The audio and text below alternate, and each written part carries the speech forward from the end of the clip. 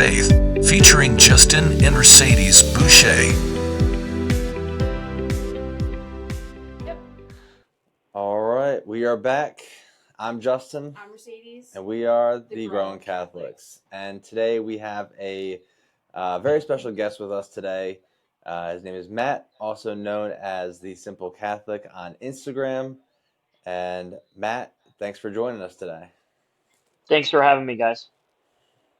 Yeah, absolutely. So I guess to start, why don't you tell us a little bit about yourself, and we'll go from there. Yeah, sure. So Credo Catholic, married for 14 years and have 4 kids, ranging from 5 to 13 years old, and just really, really love the faith. And I post a lot on Instagram, and I'm a part-time teacher, part-time writer, and yeah, just love everything Catholicism. Yeah. How did you get started with the Instagram? Like, what made you start that? It was really meant to be an extension of my website. So I have a blog called The Simple Catholic, where I just, would journal out my thoughts. I was going through a very tough time in the year of 2014 to 2015, that school year, when uh, I was a teacher back then, and there was just a lot of things going on. So at the end of the year, through a lot of discernment, realized that I was still meant to teach, but it was more in the form of being a writer. So I started doing, just sharing some of the lesson plans that I learned, kind of sharing, just writing was as a way, a form of prayer, I guess. And then I started on Instagram just as to, sharing the saint of the day and some inspirational quotes of saints that I came across, and things that I just found insightful when I taught my students. And then at some point, I just started also dabbling into sharing humorous posts. And then over time, it just grew. And yeah, that was back in 2017 when I started my Instagram account. So I mean, really all I did was like post consistently, every single Yeah. day, just sharing something. It was really the saint of the day. That was like the one thing that I always had something to go back to. And then I started just finding different, like sharing different memes that I came across, and I started making my own based off of each situation, from, listening to the Bible in the Year podcast, and or reading the scriptures myself, and finding different situations that I thought were, you know, funny, or a way to like Right. share the faith from a different perspective that I never really encountered before, or and then I would just Yeah. go from there. So Yeah, that's the one I really loved was the Saint Joseph Cupertino with the Michael Scott. You don't know how high I can fly. That was my oh favorite. yes, I saw that. That was okay, so great, and I'm like, because I love the movie, and I mean that was made in how long? Well, you watched it. Yeah, it's definitely an old movie, but it's really funny. But as soon as I saw that, you have no idea. I was like, that just I lost it on that one. I was cracking up. yeah, He that brings one, a I spent at least, I think it was a day just thinking about it. I remember it was last year that because I came up on the year anniversary of that post, so I just shared it again. But I um I was just going through them like, okay, there's got to be something with this, and I don't even know how I came across that. I'm like, well, then I came across this line. I'm like, okay, wait, I think I can connect it to the saint of the day, and it just happened to be Joseph of Capertino. And then I think I also had a tweet about the, at the time, it was like 2 years ago, where like this plane was like missing, and like the FBI was searching for it, or some government agency was trying to search for it. So I like mentioned like, up in heaven, Saint Anthony was was trying to find it, and he's like passing it on to Saint Jude and Joseph of Cupertino, the patron saint of pilots, because he couldn't find himself. So I think I was already dabbling with like Saint Joseph of Cupertino like humor anyways, and I somehow just came across, and I love The Office, so I'm always like finding templates to like I've even screenshotted like when watching the show when I want one, because Yep. like there's only so many that are so common, and I wanted to find one that like fit the situation exactly. So and I found that there's actually a lot of different situations like that. You can share the Bible in ways, in meme form in a way. It's like it's very interesting. Yeah, it makes it like, it clicks, yeah. And it brings a nice humor to it, Hmm. where we're not you know, always so serious. Right, right. Oh man. Well, the topic that we're going to talk about is teaching kids the faith, and I think that's especially a concern with today's day and age, where everything's being pushed one way, trying to keep them close to God in the faith. I mean, growing up for me, in my experiences, I grew up Catholic, and I would say a lot of my friends, grew up because I was homeschooled, and so like I Hmm. was in a tight, homeschool group, and a lot of my friends and myself included, we all fell away from the faith, in our early 20s, mid 20s.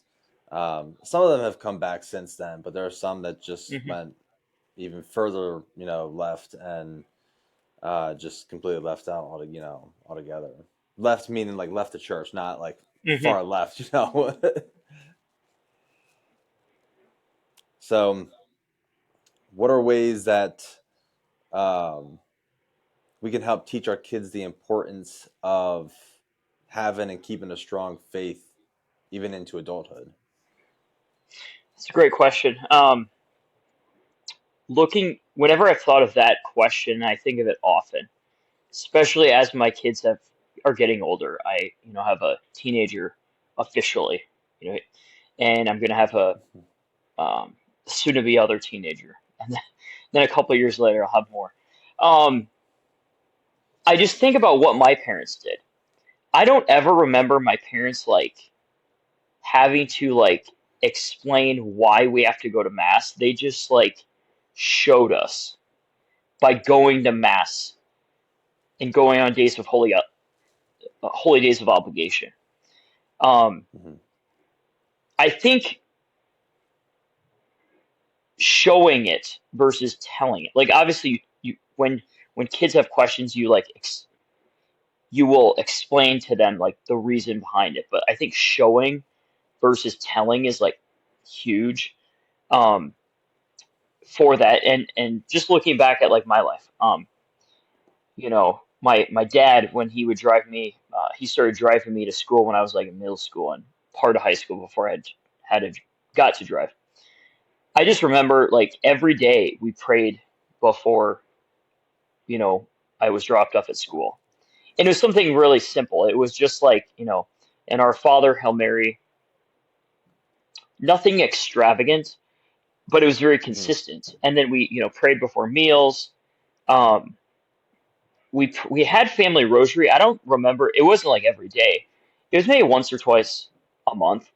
Um, my mom would bring us to Stations of the Cross during Lent. That was like what I remember most is like really loving Stations of the Cross. Like, and I don't know what she did like besides just taking us there. If there was anything like extraordinary she did, because like that's one of my favorite devotionals is like the Stations of the Cross. So I think just Uh, like taking kids to mass and introducing them to these like various devotions, that is just so impactful. And so like for me, um I'm trying to like do that with my kids. I know more like in terms of like the knowledge of the faith than my parents are at this point. I think I have an advanced degree in theology. Um, I have to be careful with how I because sometimes I can get like too focused on the theology and like not share it or be careful about sharing too much too quickly. Um, Oh yeah, then it can just go right. wherever. I Yep. mean, but like things like the St. Nicholas's Day. My kids, I think they're going to remember St. Nicholas's Day and us talking about, obviously the setting of the shoes tradition and getting the gifts, but also like the generosity of St. Nick. And then also, having statues in your home having images of the saints. And I see you have a Divine Mercy image behind you. We have one Oh here, yep. just um, to my right, in my living room. So having those images there, it's kind of like that show versus tell. Like Yeah. we will tell them if they ask and when there's that need, but more of just being immersive, I think, with your faith. Yeah. No, exactly. And I mean, I remember growing up when one of my neighbors, um, they were well, they would say they were Catholic, and I remember asking my friend, like, "Hey, oh, why don't you ever go to mass?" And he's like, "Oh, I don't know." And then the mom was saying, "Well, I always just thought it was boring." So, and it's just like, there you go. I Hmm. mean, like, they're not gonna take their own kid. Yeah, sorry, I didn't mean to cut you off. No, but we just watched a recent interview where um, it was Steve Ray and um, Catholic Answers, where Catholic truth. Catholic Truth, sorry, I do that all the time. Where he said like you just show your kids like how you love God and how you actually love the faith. You're not just doing it because we have to go to mass because it's a Sunday chore. It's because we go to Sunday mass because we love God, receive the Eucharist, and like actually explain like give your kids the answers like because Hmm.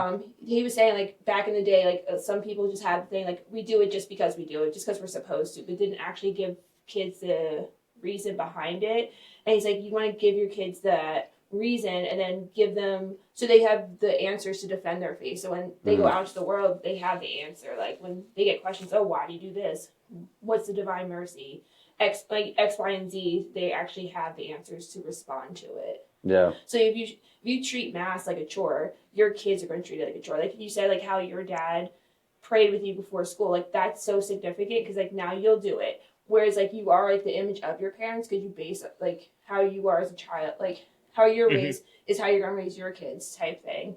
So I think that's just so significant. Like treating the faith like how much you love it rather than oh we just have to get Sunday mass out of the way because we have to or Right. um, you know what I mean? And they'll be able to Hmm. tell too, like if you're doing it because you have to go, or if it actually means something to you as well. Like if you're like struggling and making the like, oh my gosh, like we gotta go to mass again, like they're gonna feed right off of that.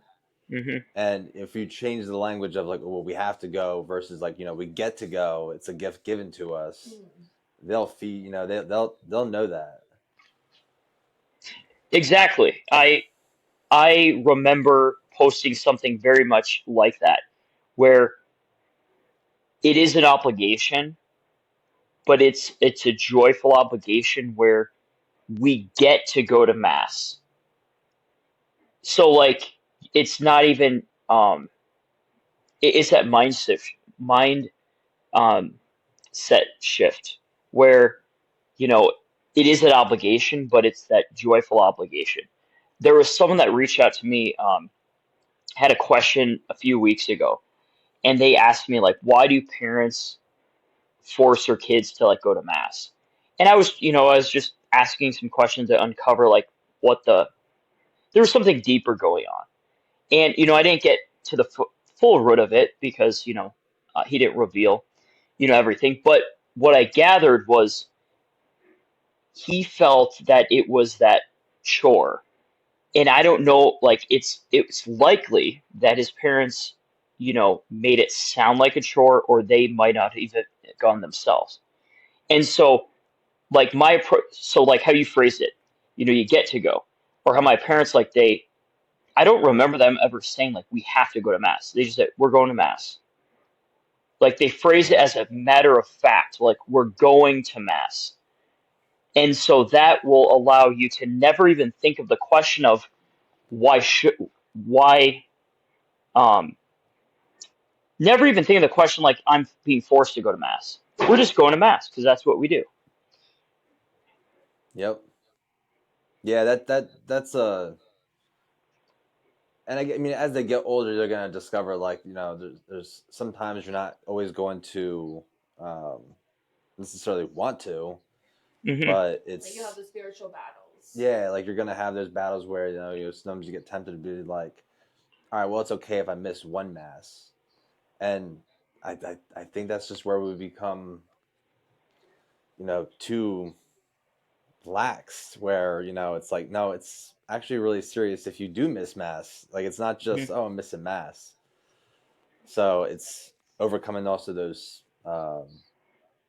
spiritual warfare battles that go on in your head of being like, oh, it's okay to miss mass. No, it's not. Hmm. Well, Justin and I, we always talk about when Justin left the faith for a little bit because I'm a Catholic convert, so I came into the faith like 4 Easters ago. So when me and the kids were going to mass, Kira would notice Justin wasn't going to mass, so she'd be like, "Why isn't Daddy at mass?" So like kids pick up on these things and they notice like, "Oh, well, if Daddy's not going, why do I have to go?" So then that kind of like triggered something in Justin's mind, like, "Hey, like, I need to get it together, like." Back to the faith and mass I go, and that really helped bring him back. But kids, I don't think sometimes parents realize the significance of like what kids pick up on as they're growing up too. Like Hmm. Kira was like 8 or 9 Yeah. or something like that. Like she was really young, so like um it's like baffling sometimes, like all the stuff the kids pick up on that you kind of don't think they would pick up on, like the questions like they have, but like what you do and how you act and portray the faith like does matter. Yep. So, and now she's 13, so that's real fun right now. No, So, I get it. I mean, they pick up a lot more. They're more perceptive than we may realize, or um, and it's something that they'll remember things, even if it's Yep. something we might have said once or twice.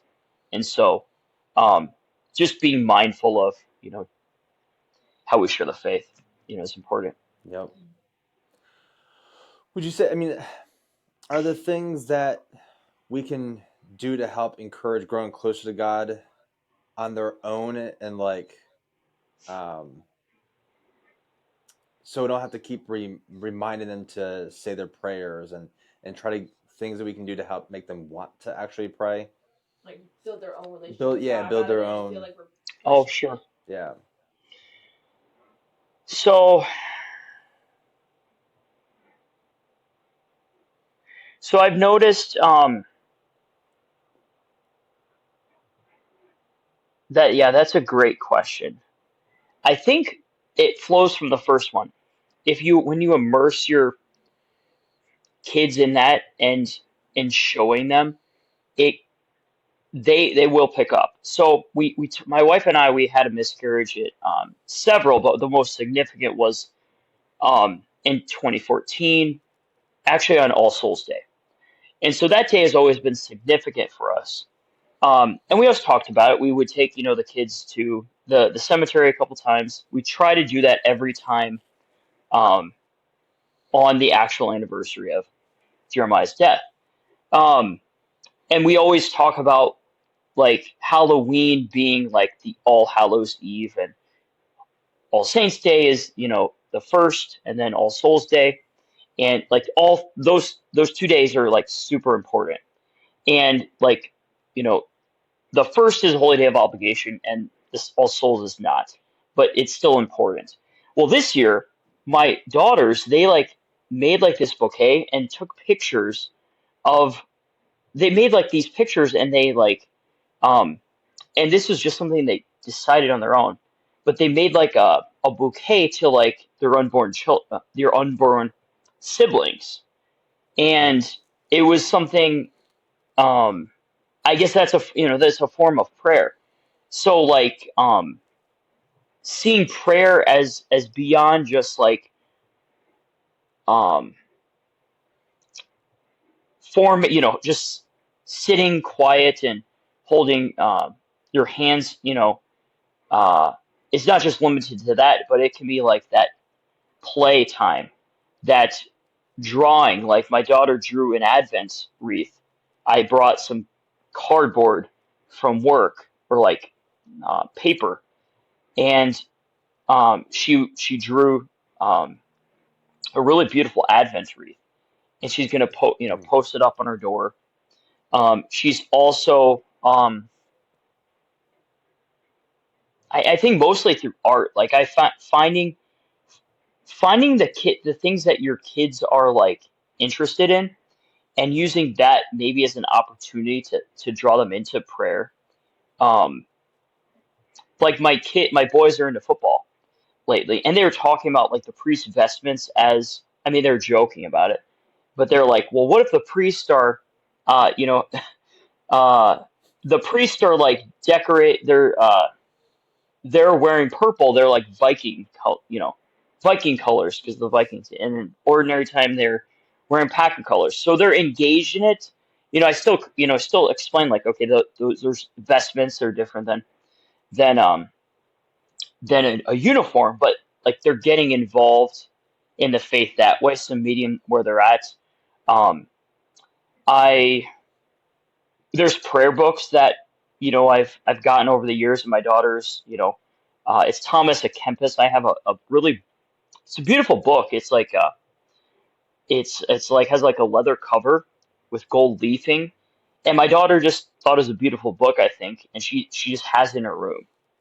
So like I think those are opportunities, like giving them good books, but just having beautiful books around and beautiful art will like draw them in naturally, I think.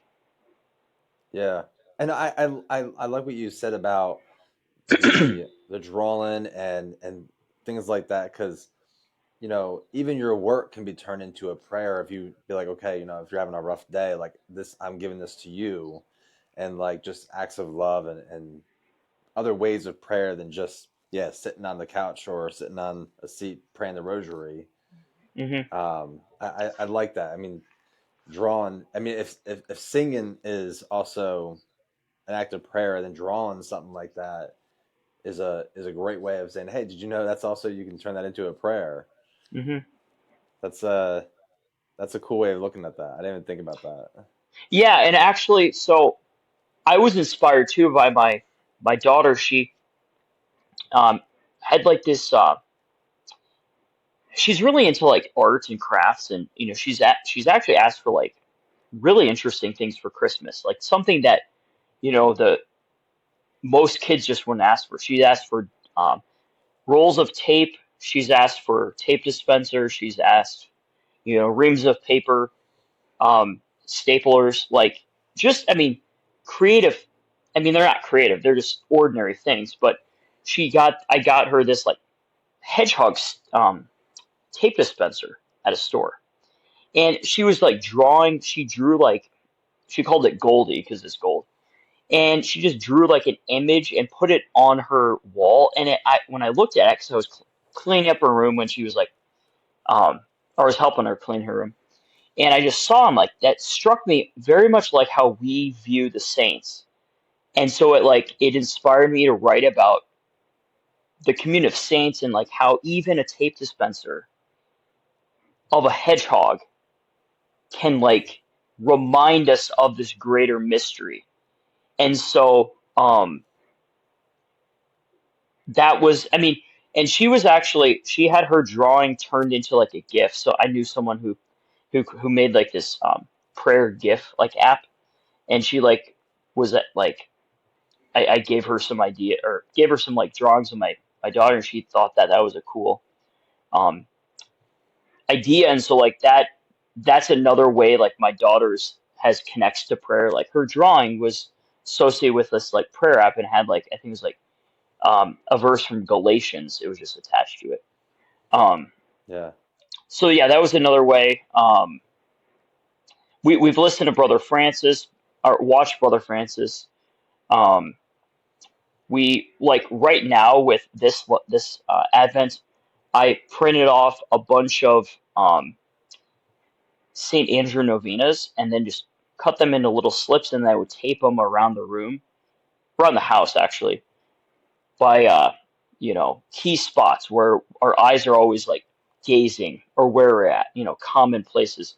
So like by doorways, light switches, mirrors, on my computer, by the TV, by the fridge, microwave. So like and my son already like so my oldest son, I had him read it aloud. And I would read it aloud, my wife would read it. We'd all read it aloud at some point through the day because you're supposed to read it like 15 times. Um, we're not quite yet there, at the official 15 account. It's maybe 6 or 7 right now. But my younger son, he actually asked this morning or this evening, what is this slip for? And we explained, just real quick, like it's just a prayer, for this. And I think we've done a lot of little things like that Hmm. to help. So it's been like a lot of little seeds I think planted, and then just like you know watering them, and then like it just everything ties together. Um, so hopefully that answered that question. It's just something I found is not like a one answer. It's like it's something you have to do lots of little things Yeah. consistently. Yeah. No, I showing them different other ways that to pray, I think is an important thing. Also, I really want to mention, I really like the fact that adding that throughout the house, because then like everywhere you go, you might see it. I mean, heck, you might even say it more than 15 times that day. But I think that's a really clever way of doing that because you're always reminded of it, especially if you're putting in prominent areas where if you're Hmm. going through the house. That's a clever way of Yeah, doing that. I never even thought about yeah. that. Thanks. Yeah, and I don't even know how I came across it. I think since this year has been very transformative for my faith life, I have done a Eucharistic consecration and I did a Marian consecration. Um, and then I'm now doing another Eucharistic consecration. So this is like the third consecration I've done in the last like since August. And Oh wow. immersive, comprehensive, like holistic, like those are words that like describe like what our faith should be. Like it should be an immersive faith. And so I think Hmm. it was probably born out of that desire to like just be reminded about the coming of Christ. And that I someone posted about the St. Andrew Novena and then I shared it. And I was like, well, I really want to do this because I wanted to do that last year and then just never was able to follow through with it. And so, I had all the ambitions, and so like I brought it to, my class and I gave my students a slip too. And we prayed it, on Monday. And I gave them I emailed the parents too and just explained like, hey, um, there's this tradition. It's nothing um, that's required, but it's a neat tradition and wanted to share this with your students. And, they might be bringing this slip of paper home. It'd be maybe a cool thing to do. And so I at least had 2 repetitions, like in school year, school day, began and ended the day with it. And then I was just already um, at the, I had a printer at school, so I'm like, well, I might as well just print off, 15 slips of paper so I can put 15 slips around my house. So then I have 15 opportunities to like actually make it work. Because I'm like, well, I got two out of the way at school. I'm like, okay, I just really need 13. But for my family, I want to put one in their lunchbox around the house. Um, maybe tape one to their notebooks, and then then then we didn't have tape. I'm like, well, they sat on my thing for a day or two. I'm like, well, I gotta get tape. So I made a conscious effort to like go to the store just for masking tape, and finally did that. And then yesterday just put them up. So I it's like that. because it's immersive. We want it to be, our faith is very tangible. So it's like, you know, I I'm putting these physical notes up to remind us of his, and the whole like prayer is really incarnational. It's talking about, it gives very like vivid details, like on a bleak, cold night in Bethlehem he was born. Like it's such a beautiful prayer where it's so Yeah. detailed, and it just because my it even provoked my son's curiosity. He's like, why does it say bleak, or why does it say like cold? Um, I'm like, well, because it was, but it piqued his curiosity, and that's what our faith really should do. Yeah. No, I like I try to make sure that like there's multiple rosaries in every single room, so it's like you're thinking about it. Like it's not you can't say we don't have any Exactly. I see because the we one have them that's all behind you. over. Yeah, I see you have one there and a Yep. great picture of Mary there. Yep. Oh man. So, like, besides watering the kids with the faith, what do you do with when it comes to like the outside world, like when it comes to like TV, music, and like social media? Like, do you and your wife have like strict guidelines, like with like your son, like, hey, like no social media till like 16? I think it gets so Mm, tricky because I feel like kids these days are younger and younger with Facebook, Instagram, Snapchat, and I feel like we didn't get. Oh, I feel like Facebook wasn't a thing until high school for me at least. I don't know. Yeah, I Like, mean there I was know we had MySpace, but like Zanga and MySpace, I and feel like then that was hmm later. And but like you see like these really young kids on social media, like building like a platforms. Like what boundaries do you set to teach your kids? Like, hey, you can't put everything out there for the world to see. sure. So my oldest is 13. This is the first school year that where we got them phones. We finally got to the point where he was taking the bus and he was going to be at cross country practice. Um, my wife was going to be we were both teaching now. Like I was working a split shift, so there's always someone at home at all times. But now this is the year where like everyone's going to ride the bus, so we need at least some phone. We got like basically like a very rudimentary phone where there's no like internet. Um, there's like preset games on it, so like two or three games, but it's like those old track phones.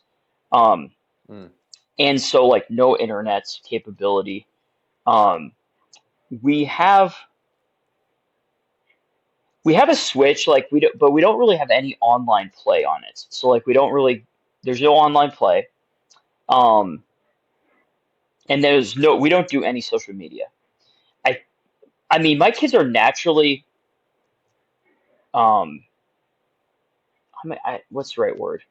Like low tech, I guess naturally. Um, I could just bring a piece of cardboard from work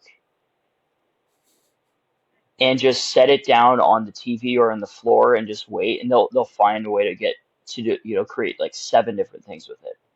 You know, mm. they're naturally creative, but I think it's because, well, I mean, I think it's because, well, one reason we took them to the library a lot. Like that's one thing my mom did. Like we always went to the library, I think every week, I felt like. So getting them involved in reading books is key. And then like limiting screen time, um, I think that's key. Now Yeah. it's harder for us to do that with your younger daughter. We haven't read to her as often. You know, we just the more kids we added, the less time we had. But I think um, being intentional with what we show them, we usually will like, if they get super hyper, we turn it to like PBS Kids or like, Sesame Street, Arthur, those are like secular shows, but they're more calming. Um, Yeah. I think there's something to do with like even the screenshots per like scene or something Oh, I is even saw that shorter. with Coco Melon, like Yeah, how or they're like something. really I mean, fast clips or something. yeah. So I mean, we'll go, watch Curious George or there's like a science show called like Odd Squad, which is a really fun show. It's really interesting, but it's on PBS, and that's a secular, but it's like it's it's something I watched a lot. We never had cable, um, so trying to limit that, and we still watch. Like, we let them watch TV. I mean, we're not like there's some weeks where they watch a lot, honestly, but it's just realizing dialing it back and then like having them go outside to play. Like I think also I think it's really a combination of getting them in front of a lot of books, and we just have a lot of books at our house, and then going to the library and introducing even more books. And then Yeah. also our kids have a natural aptitude for like drawing and coloring, so like they're always creative, and like my older daughter is naturally like bringing my other daughter in to draw with her, create things. Um, my older daughter made like she has a desk. We got her a bunk bed and has a desk, and she made like a zip line like from her carrying things. Just I mean, I never even taught her how to do zip lines. She just made it and like created. They create little things for their dolls and make like little like clothing out of like cardboard and cloth, and they just come up with stuff. And so I think giving them that space and just um I don't know, I was introduced them too to older school toys like Etch a Sketch. Um Yeah. Video games, if I introduce them to video games, I've introduced them to like this like a really it's not old, I guess, but it's like basic video game of like backyard baseball from like 2000. Very rudimentary graphics, but simple. And like my kids will play that. Um, and so like I think introducing to though, and then just being guarded with what games we get on the Switch. Um, and then not having internet on the phone. Yeah. So, No, I think you know you'd be surprised at just how creative kids can be by just putting them in a room with no screen and just seeing what they can come up with. Because after some time, they're going to be like, "Oh, let me do this. Let me do this." mhm. Um, I mean, yeah, you give me a cardboard box when I was a kid, I would find multiple different ways to utilize that. Um, I mean, we didn't have the stuff that we did today, and me and my brother found other ways to be creative and then involved. I think growing up, a lot of us didn't really have cable, but we had like PBS to watch like Arthur and the classics. Where like now you have like every streaming network possible, so people are like, oh, like let's just throw this on, and um, people are giving their kids like tablets like more like earlier and earlier, and they say you shouldn't give kids like according to like the science something American something you shouldn't give your kids screen time until they're 3, but supposedly you should push it back way further because you can ruin your child's creativity. But it sounds like your kids are like super creative. You really gave them that opportunity to just be creative and do what they can with what like is given to them, which I love. Mhm. Yeah. Yeah, like we're at the point like where we don't even need to like get them any like new toys um like they were like, for example, we got the shiny light dolls, like those like little big figures that are like a couple inches tall. We have about like 15 of them, and my daughters they made like a, I don't know if it was a mass or it was like a community of saints or something, where I guess they were pretending it was heaven, and they had all the saints in the like the upper room of their like dollhouse, and so they had all the dolls, and then like our Duplo Legos actually gets played with like so much. I think having building blocks, whether it's Legos or just like wooden blocks, um, or stuff like those type toys, they create so many things out of there, and um they ask us, hey, can you take a picture of the thing, because they're so proud of the creation. We keep it up occasion, for a day or two, and then we're like, we got to put it away, because we want to try to you know still keep the living room orderly and stuff, but um they can really create a lot of things with the blocks, and I think that in combination with like the reading. And then I also like, I'll play paper football with them. I've introduced them to games that are like very low tech. We have a lot of board games too that we utilize as well. So there's a variety of options. They play cards a little bit. Um, but like, yeah, I think um, we've found that we don't need to like, and I think the biggest thing is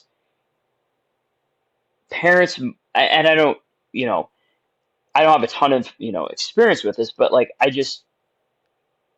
because a lot of the people that a lot of my friends said they don't really have their kids on tablets either. So I don't, for me, it's like you don't have, if your kid asks for something, you can say no.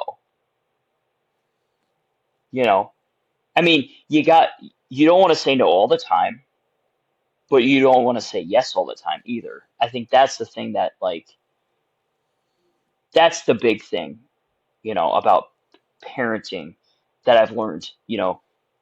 For me, I've learned to say yes a little bit more because I used to always say no on everything. But you don't want to be on the other extreme where like you say yes to everything and no to nothing. Yeah. Yep. Yeah, that's I feel like sometimes I'm more on the no end, and I Oh don't want it yes, to sir. be, yeah, I don't want it to be like, it's like, okay, well, if I go to mommy, I'll get my yes, and if I go to dad, I'll get my no, Hmm. so it's like there's a little bit of a give and take there. I'm working on my Yeah. nose. So I want to get, I have a, go back to the mass, but I guess since we're on this topic, I mean, what would you say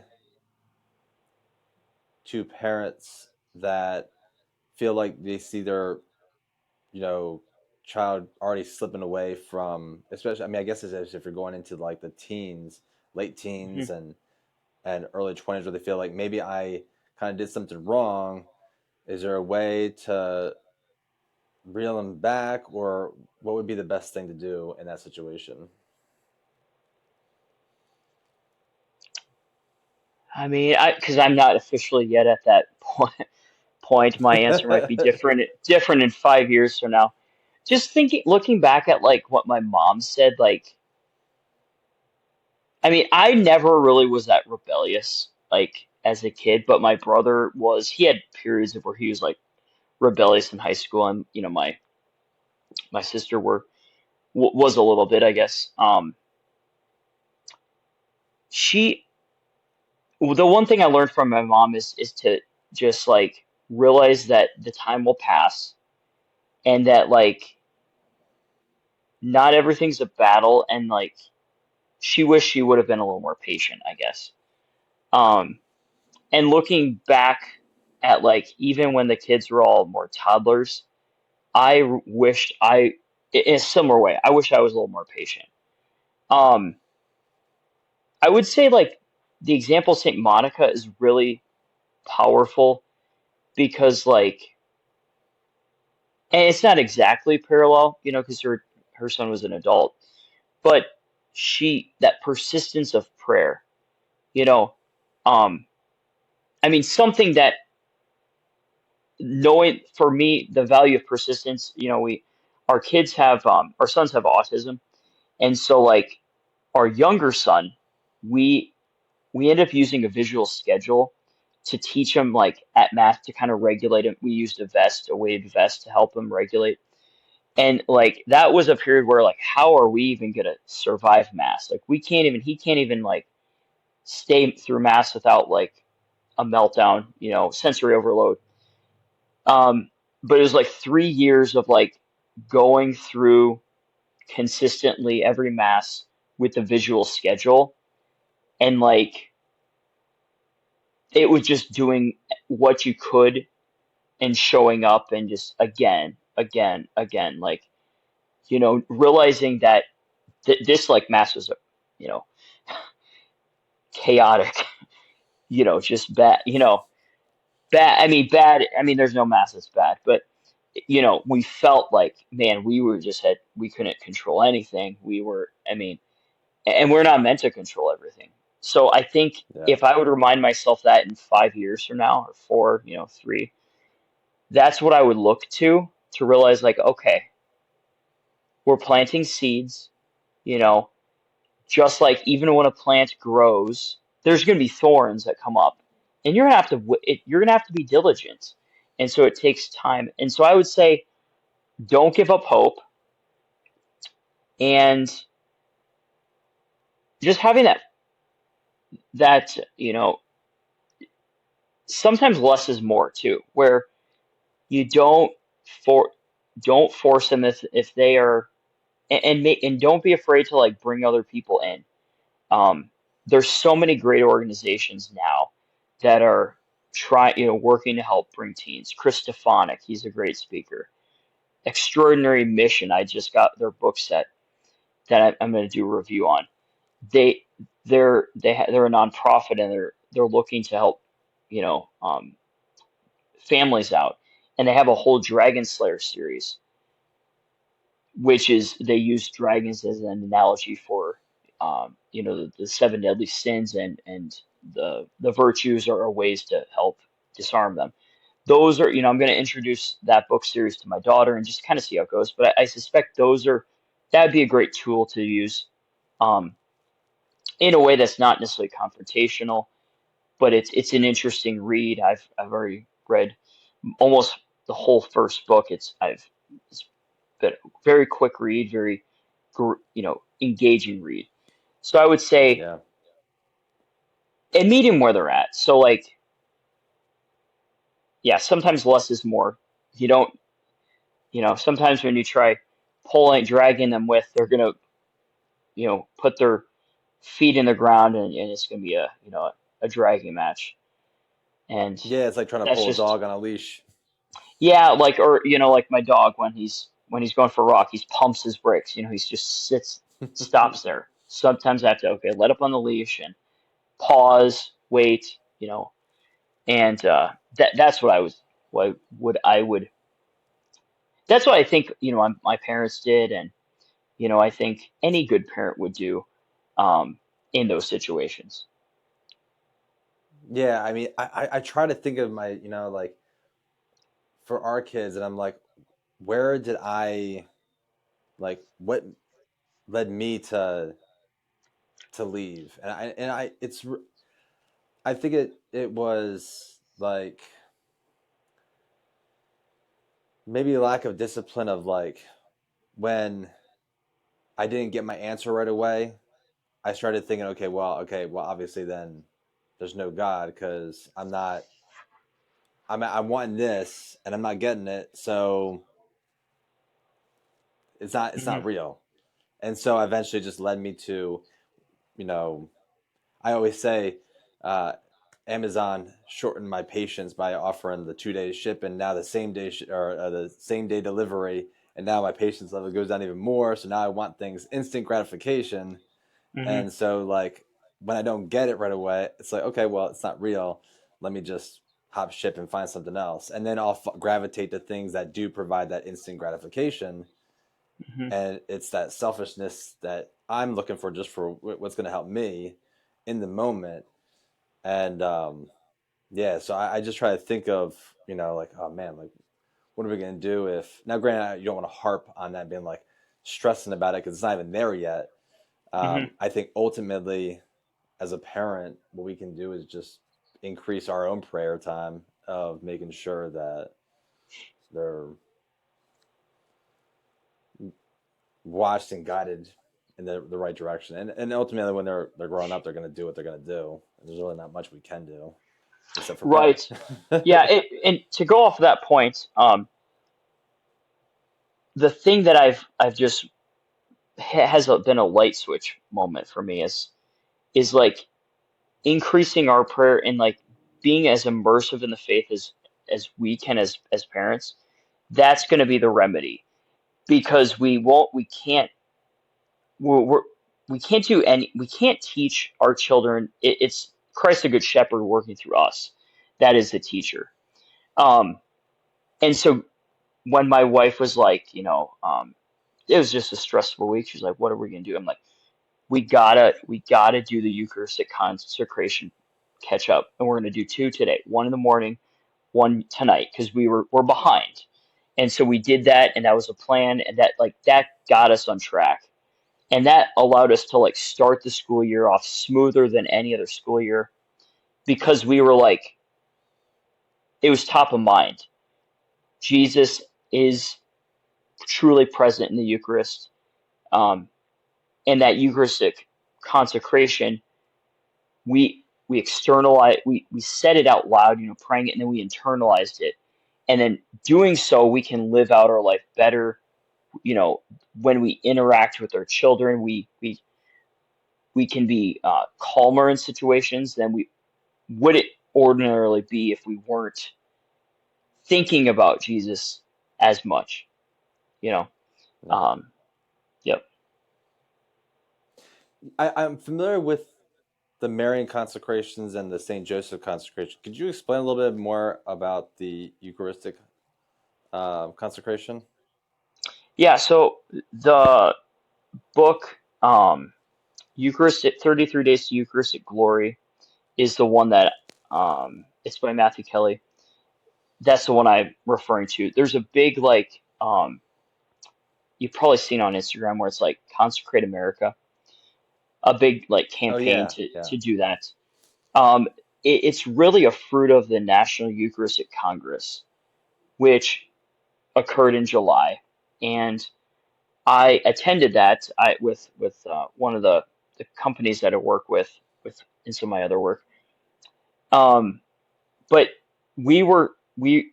the things that in that Congress that I really took away from was that where two or three are gathered, he's there, and there was like seeing people in groups of two or three just chatting, you know, knowing we all were there for Jesus. Like it was unspoken. We all knew why we were there. It's because we got to see Jesus. And every night we went to Eucharistic adoration.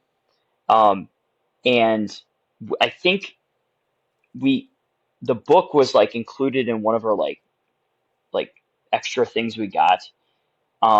I forgot exactly how I came across the book, but I just started reading it and made it a point to like, okay, right after the Congress, to keep this momentum going, we're going to do Eucharistic um, consecration. We start on a feast related to Christ, so like we started on the Transfiguration, and then we ended 33 days after that. And it was basically taking us through. The first week is all about pilgrimage. What's a pilgrimage? Why is this life a pilgrimage? And the difference between being a tourist and a pilgrim.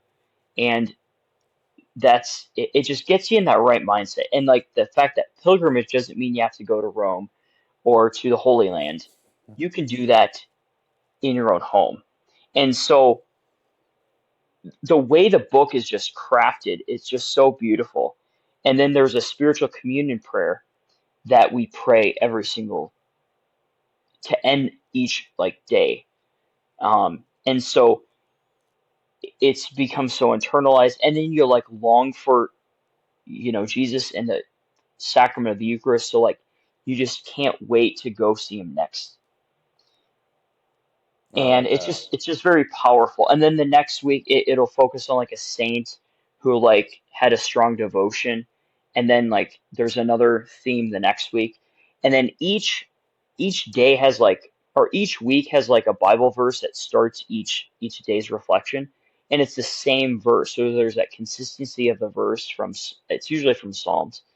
And there's just such a beauty of the consistency of it, starting with that short Bible verse and then ending with that spiritual communion prayer.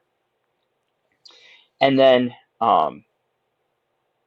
yeah, I just told my wife, like, we're just gonna repeat this until we die, like, on this earth. We're just gonna do this on repeat, Eucharistic consecration, Marian consecration, alternate, because I said that's the recipe for fending off the enemy. Yeah. No, I like that. I'm actually gonna look into that. I mean, I guess I've kind of heard about it, but thank you for explaining that. I like that. Yeah. I'm. I mean, now I guess speaking with on the Eucharist, talking about Mass. Mass can be tricky sometimes with you're trying to be in the moment too, but also your kids running around and things like that. What's a good way to explain the Mass and somehow show that they can participate as well? So we used Brother Francis, some of those Mass videos. That was very helpful. We used the visual schedule, and we would, like, for our younger son, we would just, every time it would go to, like, it would break it down to, like, procession. Then when he would, like, you know, the Gloria, then the first reading, second, so on. And we just point, like, okay, we're at this part of the Mass. And it gave him a way to, like, visualize how far along he was. Um, I also got, like, a mass, like a toy mass kit too for them to play with. That was impactful, I think. My kids actually prepared, like, for my younger son's first communion by, like, playing mass in their girls' room, and that Oh, was that nice. was pretty impactful to. But that was like the fruit of years and years of just consistently taking them to mass, um, knowing, like, not feeling any, in the heat of the moment, like when they're all toddlers, like, is this worth it? I even wrote an article called "Sweat, Shenanigans, and Stress. Why do I take my kids to mass?" And it always came back to the fact that Jesus is truly present in the sacrament of the Eucharist. I would not put myself through this stress if I didn't actually believe he was present, but I knew it was worth it. Like, that was the thing that always brought me back, because I knew it's worth it. And what I would do too to help me, so then I could, like, maybe divert my attention to, like, tend to them, is I would read the mass readings ahead of time. So then even when I wasn't, like, paying attention to the mass readings in the mass, I at least knew them and had them internalized for that week, like the weekend before or the week before. And so that has been something that was very helpful.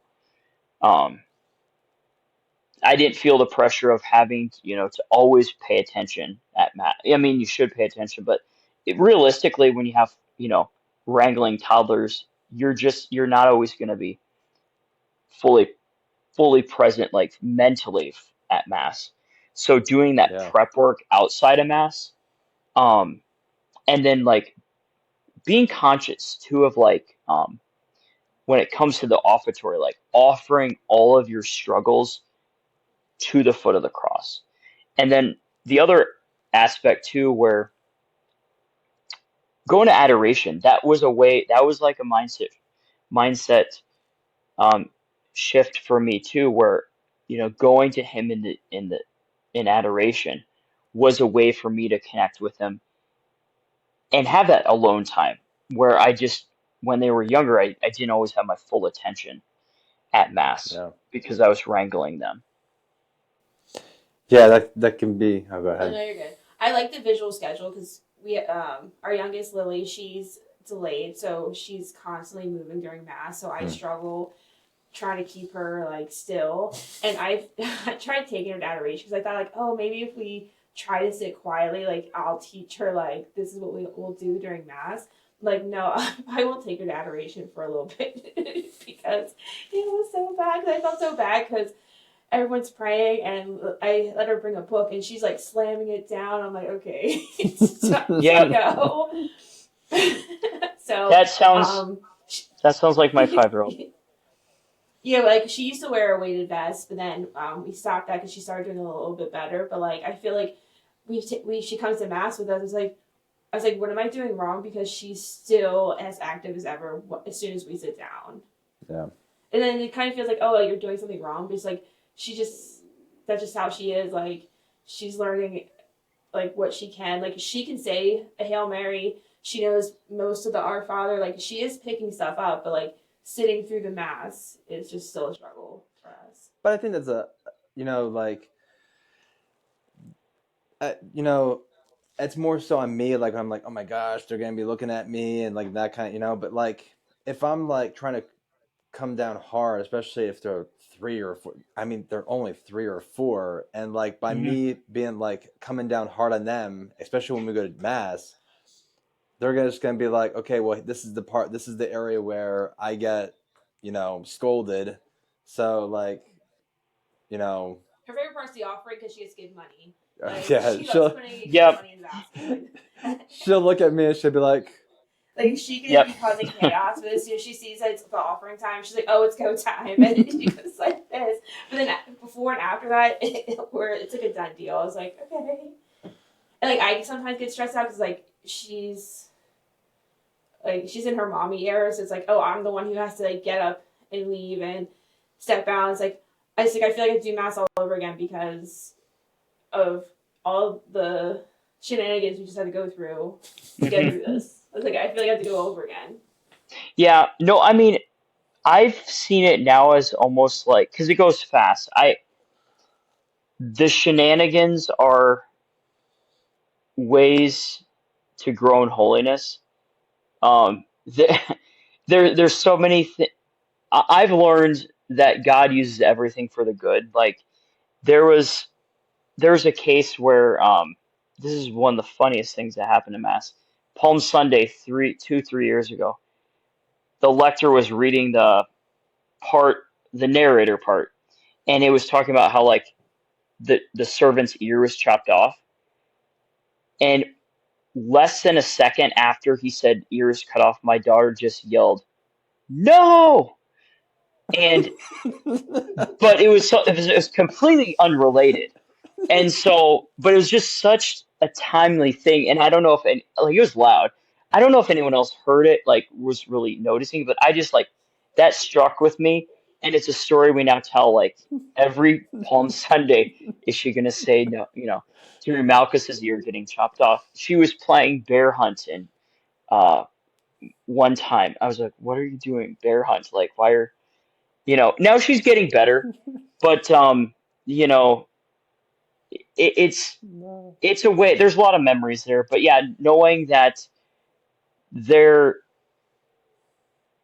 it'll take time, you know, and it's okay to take the kids out, and but going again and again and again, it does. They'll eventually get it. It's just using that vigil schedule is helpful.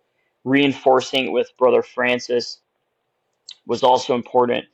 Holy Days of Obligation was another great thing too, where we had a chance to talk about that feast and another opportunity to practice going to mass, even though it was Yeah. really tough some days. So I think those are things that like ultimately helped. Um, but it's just like growing. It takes time to grow, a seed, and you're not going to see the growth until a while. Yeah, and I think we get in our own head when it like the kids are acting up, or like everyone's thinking of are looking at us, and it's just like, yeah, the kids are gonna be kids. Hmm. What was that one thing that one phrase you said? If they're not, if the churches aren't, Crying, it's dying. yeah, If the church Yeah, isn't crying, it's exactly. I dying. mean, and kids, they're not gonna always sit still. Having that visual schedule or having like something for them to like fiddle with can like in a respectful way. We've brought mass books. We've had shining light dolls have been helpful. Um, Various other toy. We have like a silicon rosary that they could that was like a teether that they could have.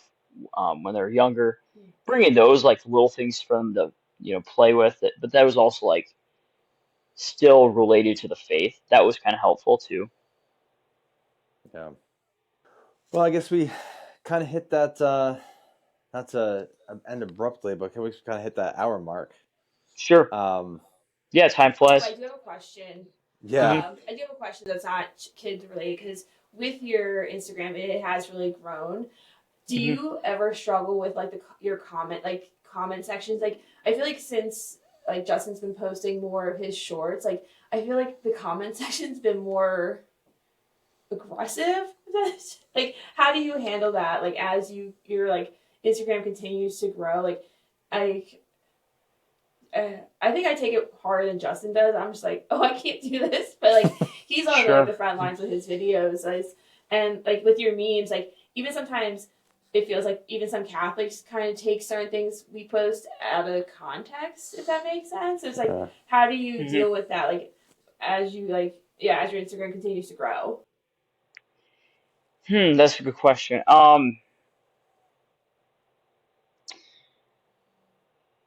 I made it a point to. I think it's well. There's a few things. I post so much content that I don't always have time to respond to every single comment, and I try to generally post not really any controversial stuff.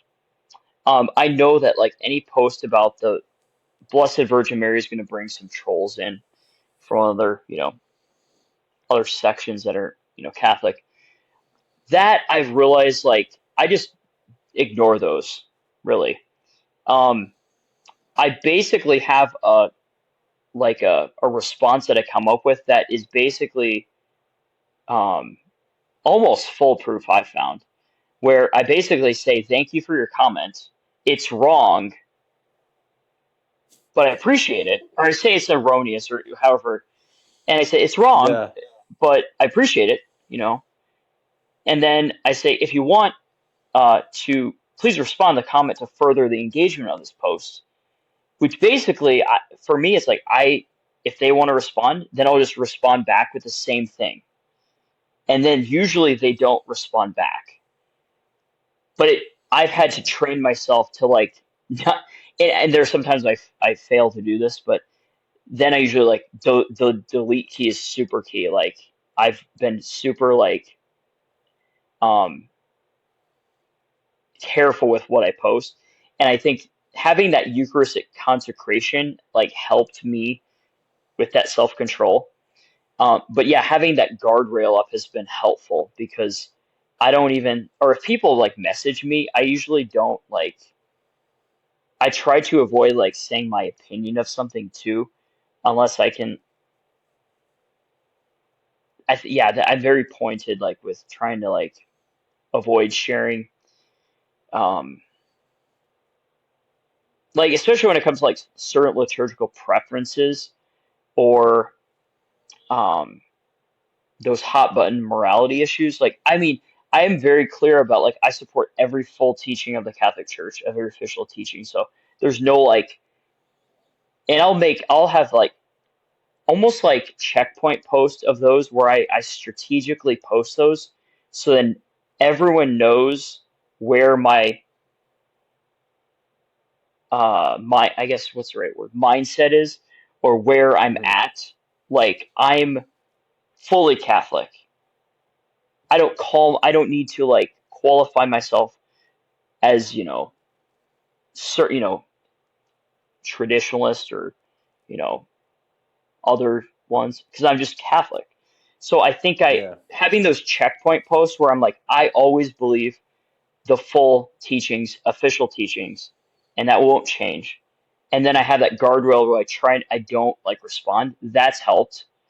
Um, because I think I've only had to post twice with that, and then they end up giving up. They don't like, they realize that I'm okay with them posting again because it's just going to further the reach of a post that they don't agree with.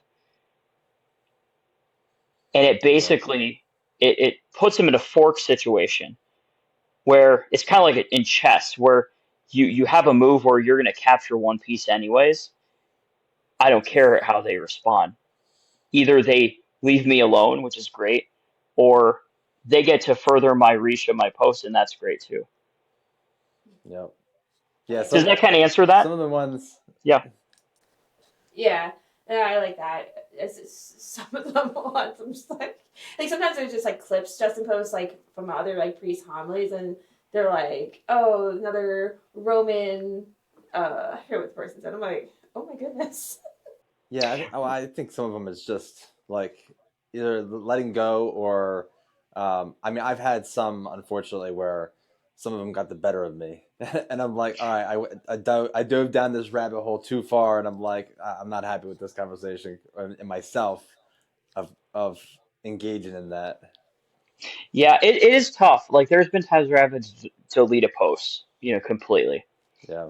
Or limit comments because it's like, so it does definitely takes a lot of practice.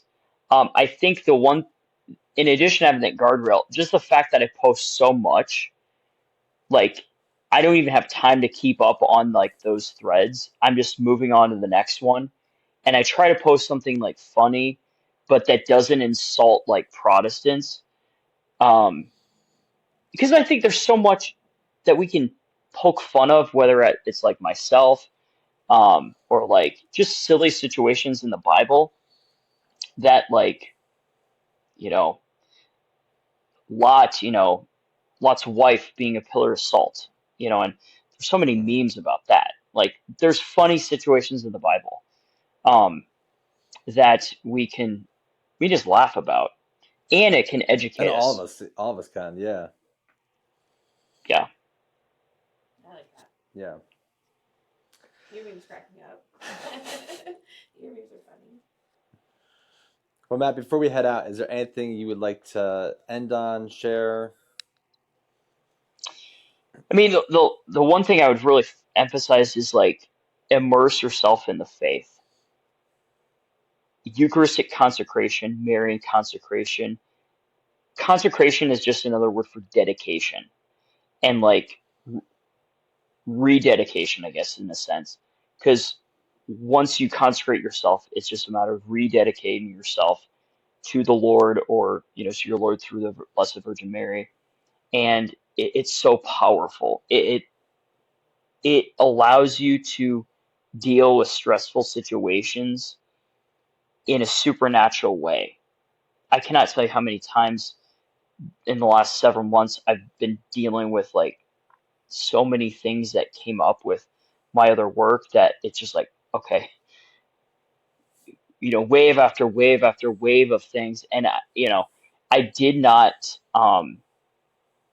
mentally, I was like frustrated and like angry, perturbed, but like I never, because I was so immersed in that, just reading about this Marian consecration and the practice of that prayer, and just immersing myself in the life of prayer, I didn't externalize those frustrations as much as I normally would have a year ago from now.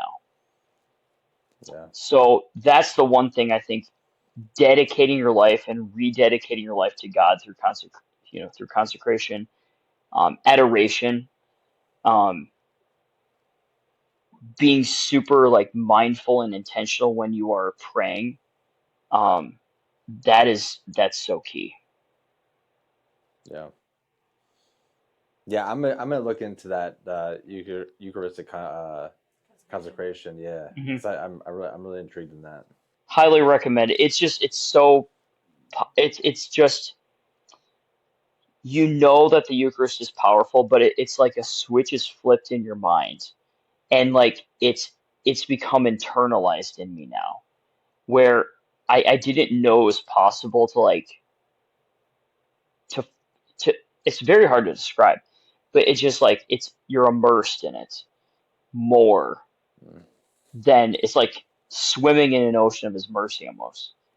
Um, Mm.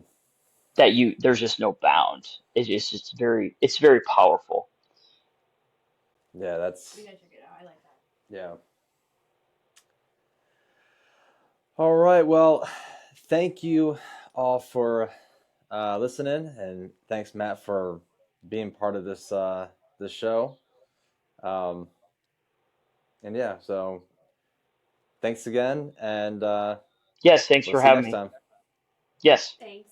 All right, Bye. bye bye.